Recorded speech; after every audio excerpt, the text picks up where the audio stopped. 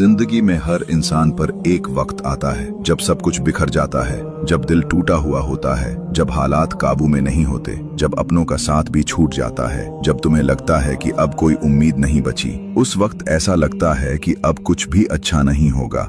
लेकिन याद रखो, अल्लाह कभी अपने बंदों को अकेला नहीं छोड़ता। वो देख रहा है तुम्हारी हालत, सुन रहा है तुम्हारी दुआएं, जानता है तुम्हारी तकलीफ, तुम्हारी वो आहें भी जो तुमने किसी से नहीं कही। जब तुम्हारे पास कोई नहीं होता तब अल्लाह तुम्हारे साथ होता है। यही सब्र का वक्त है। सब्र का मतलब चुपचाप दर्द सहना नहीं। सब्र का मतलब है दिल से ये यकीन रखना कि अल्लाह जो कर रहा है वो तुम्हारे लिए सबसे बेहतर है।